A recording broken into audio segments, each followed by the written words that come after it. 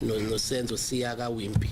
I remember as we were driving on the N1 that we then detoured and then drove into some shopping center or a mall, and then myself and Senzo alighted and went to Wimpy.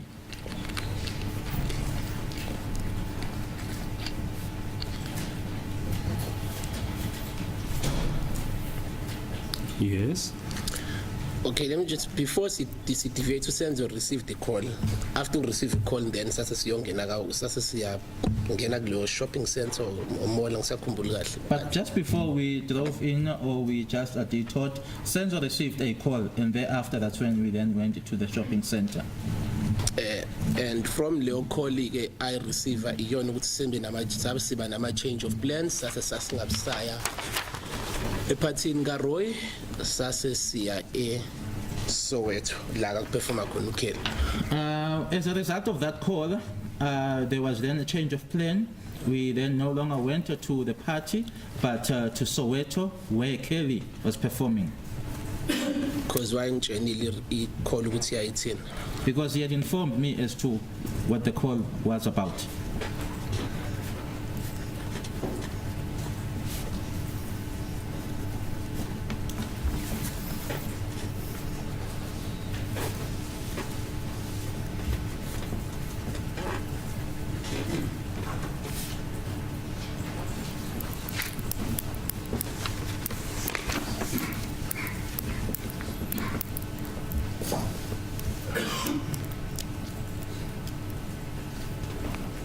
Yes, where in Soweto did you go to? Naya kuphi nendawo eSoweto?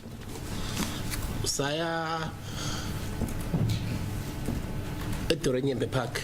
Dorothy Nyembe Park. Yeah, it's eDoronyembe Park. I think I can do festival ka Ata Mafokate. I think there was a Can Do Festival of Ata Mafokate.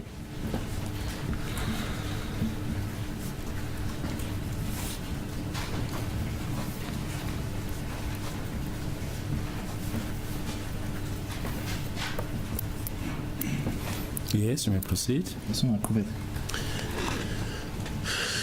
Yeah, safika eDoronyembe Park ke okay libehla ke bayo prepare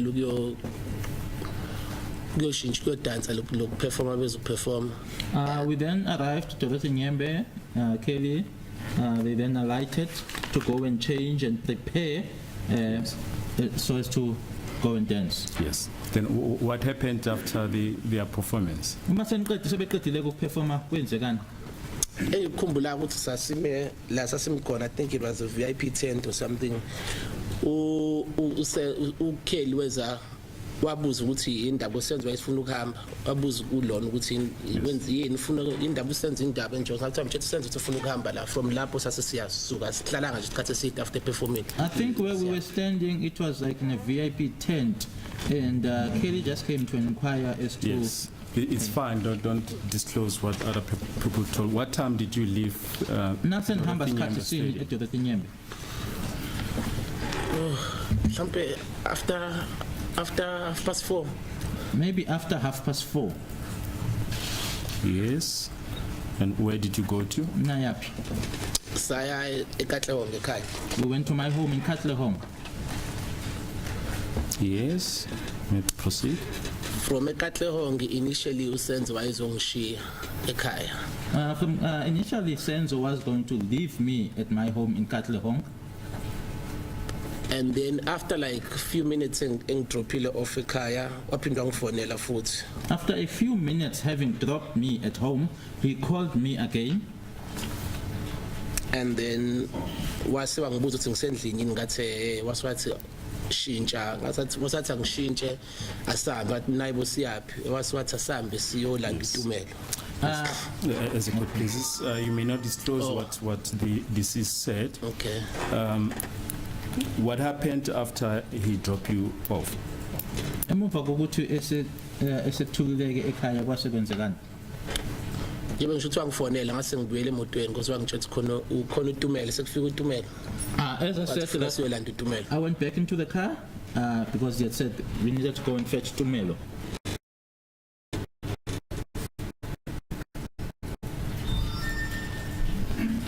Yes, you went back to the car. What happened then further? Kwase kwenzekani ke? And then we drove to, I think it's a Sprayed View lap.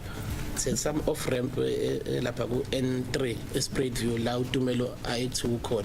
I think we drove to to Sprayed View. There's some off ramp on the N3 where Tumela had said that that's where he was.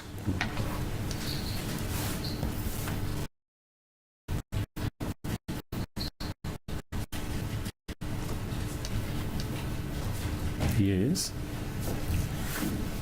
And then yeah, samfika lapho kuTumelo ku freeway. That's where we found Tumelo at the freeway. Can you just put his full details on record? What is his surname? Ubani isibongo sakhe? uTumelo Madlala. Madlala.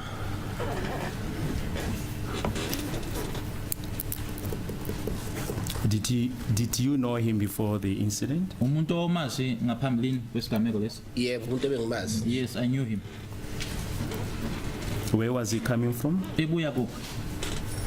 Ayibuye eThekwini. From Durban. And what time did you pick him up? Kwakuyisikhathi sini uma senimthatha nimsenyamlanda?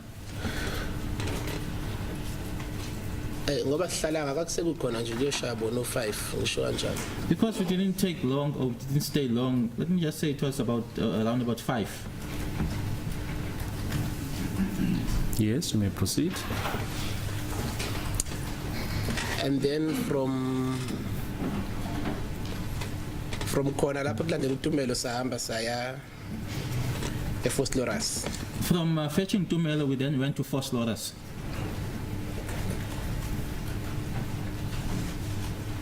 Yes. Yeah, eFosloras ke saqala kwenye indawo ngizothi tavern store kodwa kudayisa ukudla kudayiswa notshwala. In Fosloras, we first went to this place. I would say that it's a tavern or shop where they are selling food as well as liquor.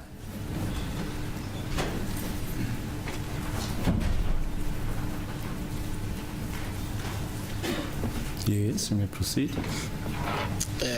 From lapho ke sathenga khona ama drinks ethu. Yeah, sathenga ama drinks ethu sizoya uzoyiwa endlini yakaKelly. From there, we then bought our drinks. We were then going to go to Kelly's home.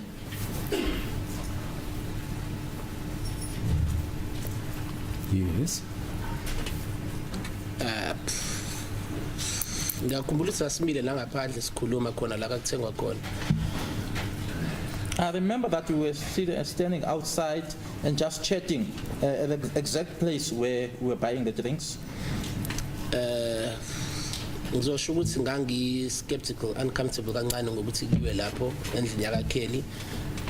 I would say that I was a bit skeptical and uncomfortable that we were going to go to Kelly's house. Nginezathu zami kwenza ukuthi ngisho kanjalo. Having my reasons as to why I am saying so. But engikukhumbulayo ukuthi uSenzo wagcina ethu ngoba ngangakaze ngibone ingane yakhe. So wathi this would be the right time ukuthi ngibone ingane yakhe. Senzo then ended up saying, because I had never seen his child, that this would be the right time for me to see the child. Just a minute, why were you uncomfortable to go to Miss Kelly Khumalo's parental house? Kwakungani-ke ukuthi skeptical noma uncomfortable ukuthi uye khona kubo Kelly? Njengoba sengisho ukuthi as much as uSenzo umngani wami, but nefiance yakhe uSenzo at the time manje sakakumngani wami. So kumina kangabukeki kahle ukuthi ngingaya endlini yentombi yakhe yaSenzo ngibe ngihamba noSenzo ngibe ngizwana nentombi yakhe ngibe ngizwana nomfazi wakhe or ifiance yakhe ngisho kanje. As I've already said that Senzo was my friend. Senzo's fiance as well was my friend. So it would not have been a good picture that it would be portrayed for me now to be in Senzo's presence and go to Senzo's girlfriend's place. But ke egcineni kwenzeka ngendlela okwenzeka ngayo lento engangi-avoida yagcine kuyona. But in the end, it happened. The very same thing that I was avoiding ended up happening.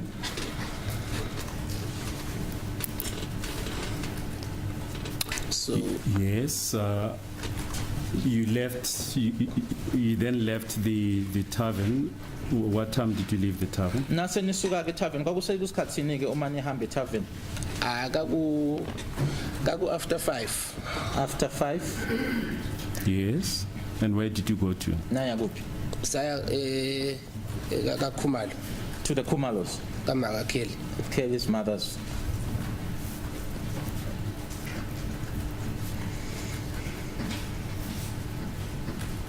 Yes. Safika ke khona sapaka ngaphandle sangena ke ngaphakathi sasihamba nge-X6 kaSenzo emotweni kakuyimina uKelly uZandi uDumelo uSenzo soba 5. We then arrived there, we parked outside, we went into the house. It was then myself, Senzo, Tumelo, Kelly, and Zandi. We were traveling in Senzo's X6.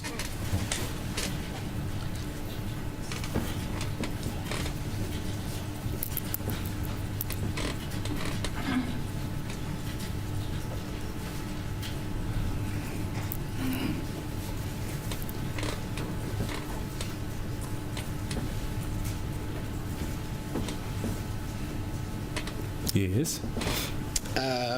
Sangena ngaphakathi endlini ke and we met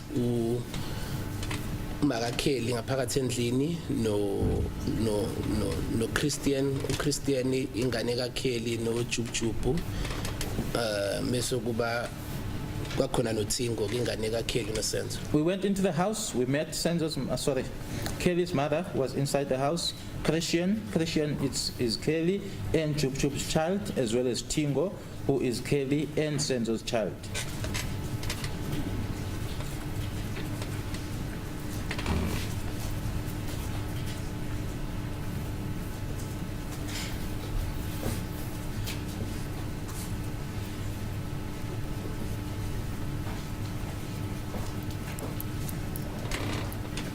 Yes, you may proceed.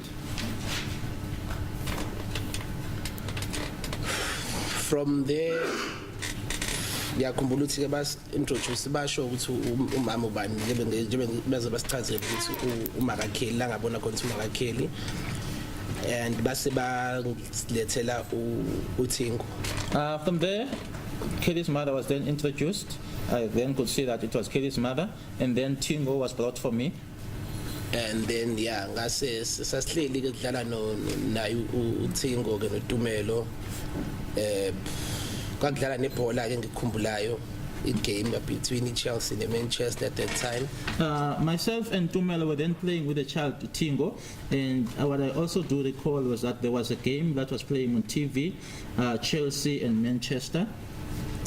Ngikhumbula ukuthi Chelsea ngoba kwaba khona idebate yabakhona ngoba kakudlala uDidier Drogba, so uSenzo noTumelo babephikisana ngoDrogba and wakora ngaleyo ndlona ngoba uTumelo wagcine winile ngoba I remember as a fan of Drogba. I remember that it was Chelsea because there was an argument between Senzo and Tumelo about Didier Drogba, and Tumelo being a fan of Didier Drogba, Tumelo ended up winning because Didier Drogba scored on the day.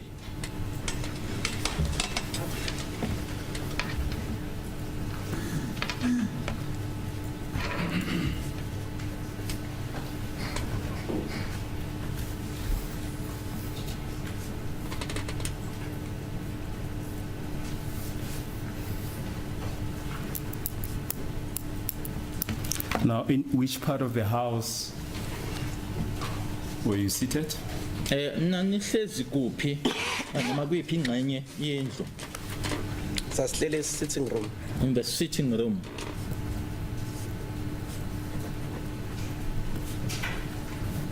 Do you still remember the sitting arrangement, how you were seated in the sitting room? Usakhumbula ukuthi nanihlezi kanjani sitting room? Yep, ngiyakhumbula. Yes, I do.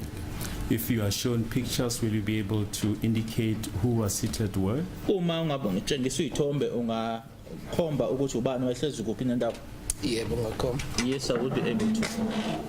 But please, Molot, we're going to show you photo 57 of Exhibit D.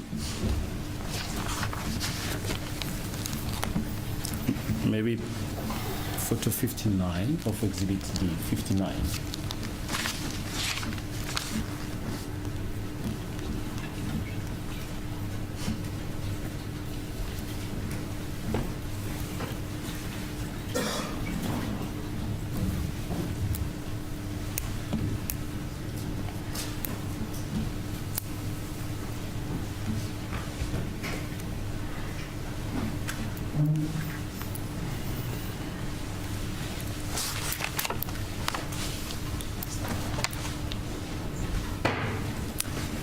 There's a pointer you can use that to indicate where you're seated.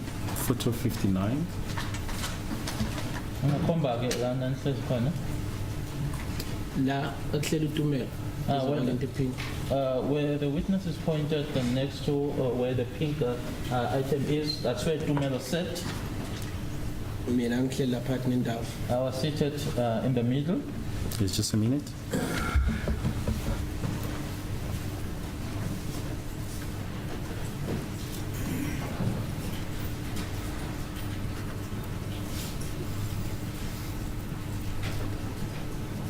Yes. Yebo. La mina ngihleli khona That's where I was seated in the middle. senzo ihleli la. The witness pointing to the witness's right. That's where Senzo sat.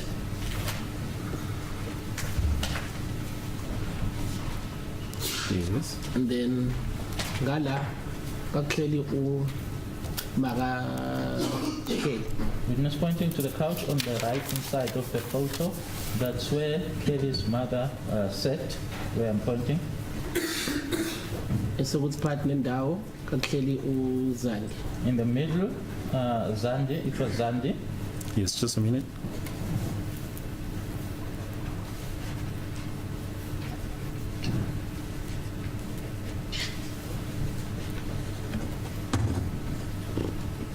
Yes. Ukuthi akubonakali ke la kakuhleli khona uKelly kodwa ila kulesithombe lesi sincane ila. It's just that on the picture that is now the witness pointing to the couch on the left side of the picture, it's not visible. But then pointing on this little photo here, you can see the number. Can you comment? That is where Kelly sat. And to the far right, the couch on the left. Where in relation to where the deceased was seated? Go up and down. Eduze kwakhe Next to him. right inside. On the right hand side.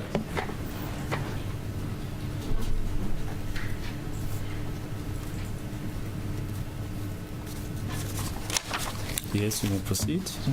Then ke Christian ke wayelokhe ihambe ehlupha nje la le matter up and down edlalela njengengane thina sasiphethe uthingo.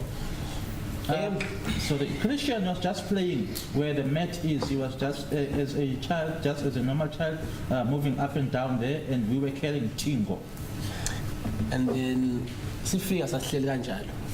Upon arrival, that's how we sat. Emva kwesikhathi kwase kufika umuntu wesilisa at a later stage ngase ngithola ukuthi ubani so ekutholeni kwami ke ngezwe kuthiwa uLongwe Thwala. After some time, a gentleman or a male person arrived, and then after a while, I was then told as to who that person was, and I was informed that it was Longwe Thwala, which is Zandi's boyfriend at that time. Always one again, no Zandi, ngaleso sikhathi, noma ethandana no Zandi ngaleso sikhathi. Are you able to say more or less what time Mr. Longwe Thwala arrived? Ungasho ukuthi wafika sikhathi sini? Afika yena sekuphele ngisho ibhola. Mhlawumbe mangase ngithiwa ngiyazama ngathi after 7. It was 7 and 8 after 7. the game had ended already when he arrived. If I were to just take a guess, I would say after 7. Yena ke wahlala eduze kwaZandi. The witness pointing to the couch on the right hand side of the photo, he sat next to Zandi.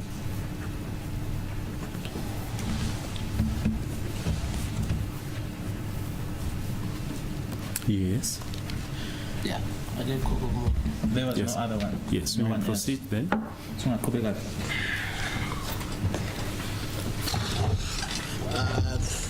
Ekufikeni ke kwethu ke basi yakho ukuthi sadla ukudla emva kokudla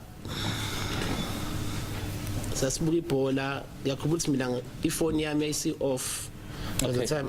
After we had arrived, I remember that we ate food and we were watching football, and I remember that my phone was already off. Yeah, yaba off so ngase ngathi ngiyayifaka echargeni eduze kwe TV la le plasma.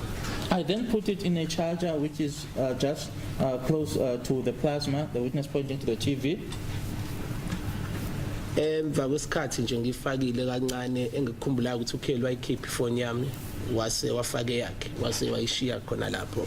After some time having plugged my phone in there, I remember that Kelly took it out and plugged her phone. Can you just indicate more or less where you were charging your phone? La The witness is pointing just where the TV is, on the TV stand. Here.